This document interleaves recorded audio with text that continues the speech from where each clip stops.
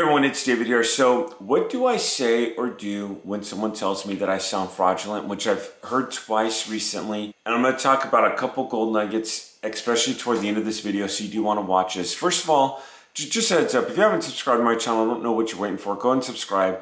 I work a lot with unclaimed money. I also do real estate flipping. I work a lot with unclaimed money and getting people paid funds that they didn't know they have. I have an educational product and I also give out information on YouTube.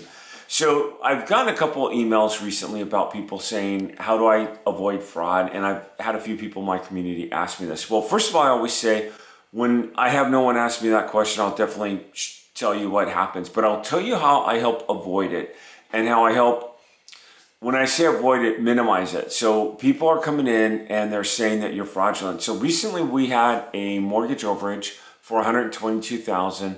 And we called the guy and he was a trucker on the road. And he said, I think you guys are full of fraud. I've never heard of anything so stupid in my life. We came back with one of the most valuable words, and I've said this recently on my channel. Before you hang up, there's money on the table, and this would be the stupidest fraud in the world because we're not asking you for any money. We paused, and the guy came back and he said, you know what, you're right. We got this deal under contract for 20%. It was $122,000. I think we're making around $22,000. I have to look at the exact total of that. And that was on a mortgage overage claim. I'm also working a state fund claim, and it was very similar. Well, not like that. So it's a case where it's $10,000. I got a yes a couple weeks ago. I shared that yes right here online where everyone saw it. Well, when I followed back up, the young man I was talking to says, you know, I'm for it, but my brother-in-law is afraid that this is fraudulent. He doesn't think I should go with you. Basically what he's saying is, I think you're fraud, but I don't want to tell it because you may not be, and I'm using my brother-in-law as an scapegoat. Because if he really didn't think I was a fraud, he would sign and not even bring that up. But he's using his brother-in-law as a scapegoat, and he's saying, I think you're fraudulent. I said, okay, I said, the same line I said, it would be the stupidest fraud in the world because I'm not asking for any money. I'm not asking for anything up front except for some signatures, your permission. I will need to see some ID here.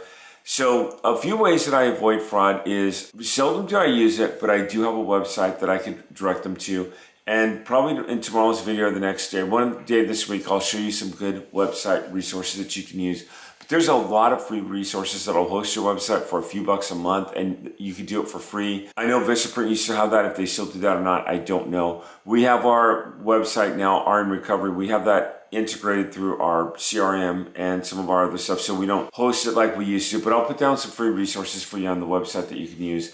That's a good way to say it. So you check out our website, see what we're about. Now, you don't ever want to give out false claims. This is a gold nugget right here. But you do want to be able to build up a testimony. How do you build up that testimony if you don't have any checks or anything to build out with your site? And the best advice I can give you is, there's so many people I have looked at. My uncle's wife had unclaimed money. My sister had unclaimed money. There's so many people that you know that have unclaimed money. One of our staff members years ago, when he asked me about this, we did a name search on him and he had a relative come up. I've had a guy in my office, his relative came up. When I showed it to him, he asked me, he goes, is this business legit? And I ran his name, and his mom or dad had unclaimed money. And he's like, wow, I would find someone with some unclaimed money, get them paid, or get them in the process of getting paid, and get a video testimonial for them. That is a true testimonial. You don't want to come off with false testimonials because it's going to come back and bite you. So you want to get a few people paid. And I always say, start off with yourself and start off with a few people that you know. This could be your parents, your brother, your sister. If you have grandparents that are still living, anybody like that, you're looking up in the state that they live in, just go to the state treasury department. Every state has it where all you have to do is input the name of your client, and then it'll tell them if they have unclaimed money or not. That's the first step I would give you in regards to showing some credibility.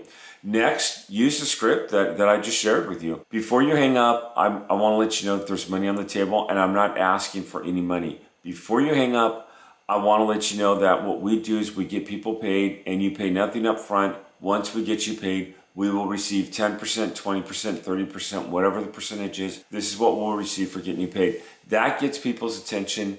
You're not asking for any money. You will need some documents. The third thing is, you've got to come off as a 100% professional. Now, this young man that I talked to on the phone the other day, and he's like in his 20s, I had to reach him, and I called his dad. His dad got his brother-in-law, and then the brother-in-law had forwarded over to him with his contact information, but said, hey, this guy's a fraud. According to him, this guy's a fraud. Be cautious of him. why even give out my information? There's some hope there. So, and I'll be probably dealing with this case a little bit longer. I don't want to say, oh, they think I'm fraud. So he's asked me for a hard mail. So I've got the documents that'll be going out in today's mail. This will be mailed to him. And then I'll continue to follow up with him and let him know, like, hey, this is what I need. And notarizing and social security numbers, that's going to be another block or hurdle that I'm going to have to go through. And I'm going to have to get that from them. So I'm going to have to see what we're going to have to do there. And I'm just going to have to stay. I've given him the website. I've given him some information. I told him that it would be hard mail. I'll show him some testimonials with checks, and I'll continue to follow up with him. The last thing I'm going to say here in this video is follow-up has been huge, and we've been talking a lot about follow-up. And the reason why I'm giving this video is because a lot of times we come across like, hey, this is easy. Look at my checks. Look at what I'm getting. No, you have to follow up. You have to work at this. So it's a business that you're going to have to treat like a business. You're going to have to work it, and you're going to have to continuously stay on top of your clients and let them know that you're professional. I had one case where 6 months I didn't hear from the guy, and I was following up with him once a week, and he came back and he said to me, all right, let's do this one day, and just literally notarized everything and sent over to me in the blink of an eye. That was a $4,200 check right there. If I had just ignored that and said, all right, forget this, it would have been $4,200.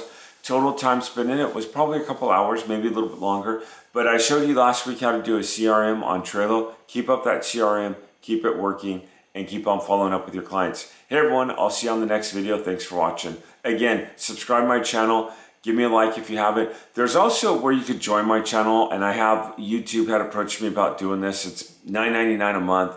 If any of you want to come in my channel, and what I do is I give out some course information. I leak some videos that I normally don't leak out to the regular channel, and I do give a lot out. If you want to continue watching this, please do so. But if you want to subscribe, get some contracts, get some other documents. I do some lives on there where I do the cold calling. Feel free to go ahead and subscribe or join my channel, and not just subscribe if you want to. It's $9.99 a month. You cancel at any time. Hey, thanks for watching. I'll see you on the next video.